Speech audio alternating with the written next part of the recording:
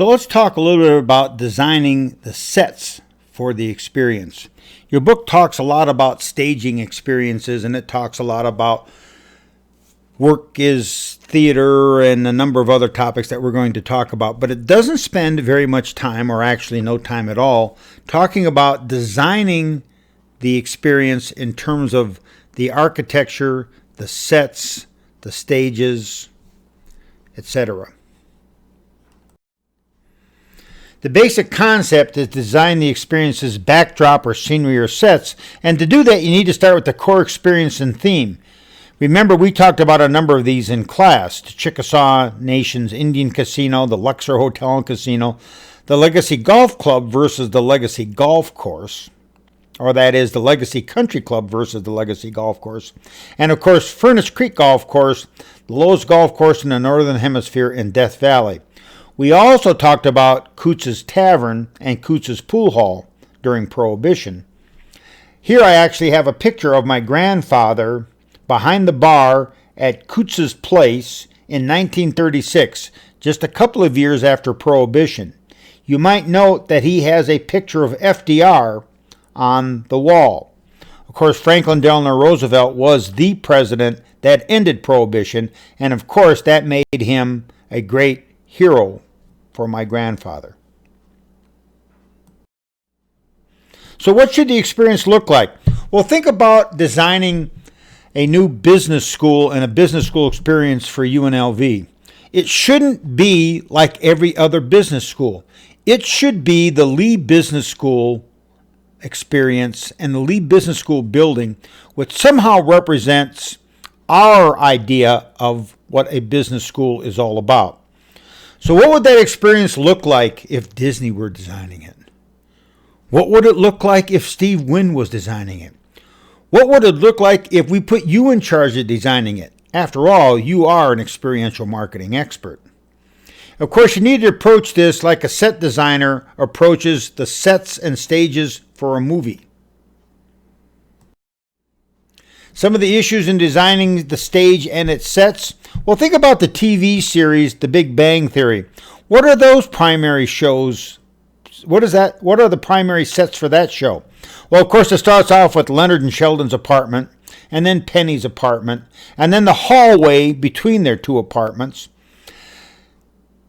the stairs for that apartment building, the lunchroom at Caltech, the labs at Caltech, and of course, riding in Penny's or Leonard's car.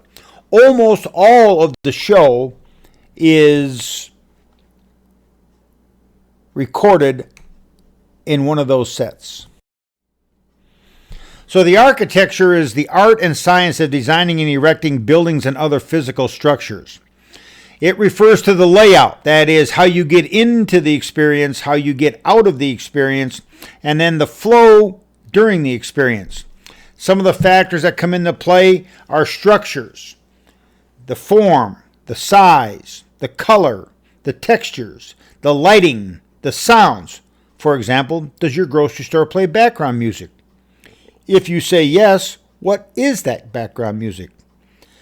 And then, of course, smells. And, of course, our example of that is the Cosmopolitan, which is a leader in aroma management.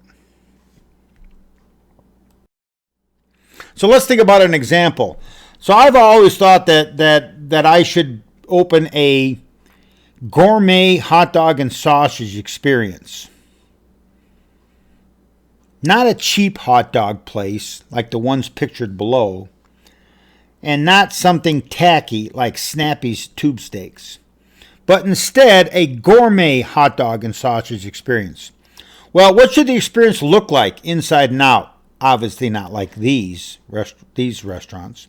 What should be the name of the experience? If it was here in Las Vegas, where would it be located? What would the menu look like? What would the employees look like? Should they be wearing uniforms? What should happen when you arrive, during, and after the experience? Now think about it from your perspective. Over the last decade, the term garage Mexican restaurants has been formulated and discussed in San Francisco. So what should a garage Mexican restaurant experience look like inside and out? What should be the name of the experience? If you were going to open a garage Mexican restaurant in Las Vegas, where would you locate it? What kind of a building would it be in? What would the menu look like? What should the employees look like? What should happen when you arrive, during, and after the experience? Another great example of the architecture being part of the experience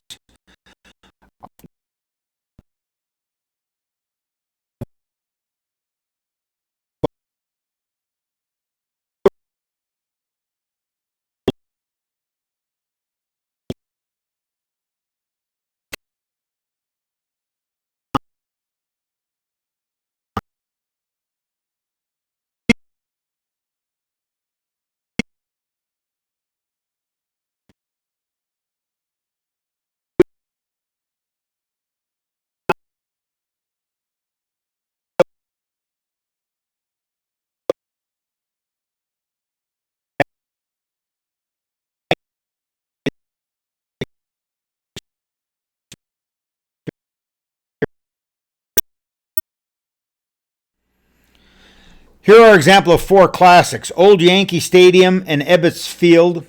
Old Yankee Stadium in the Bronx and Ebbets Field in Brooklyn, both of which were torn down.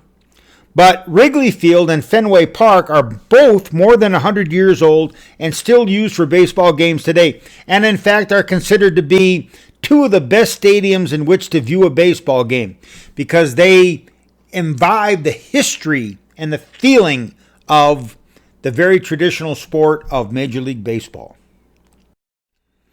There was an era in the 60s and 70s where stadiums were symmetrical, mostly concrete, and mostly looked a lot alike.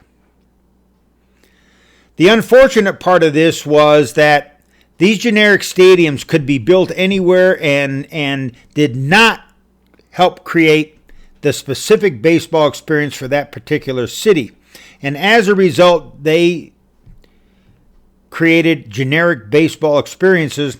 And in fact, it was during this era that the interest in baseball began to wane. In 1991, the Chicago White Sox built the last generic stadium, now called Guaranteed Rate Stadium. It was called New Comiskey Park when it first opened. This was a mostly concrete stadium, symmetrical. This stadium could have been built anywhere and housed any Major League Baseball team in the country. There was nothing that made it uniquely Chicago or uniquely the White Sox. The very next stadium built was the first experientially thought out stadium, Camden Yards in Baltimore. This stadium was designed for Baltimore. You'll notice if you take a look at the stadium here that the right field is shortened because there was a warehouse in right field.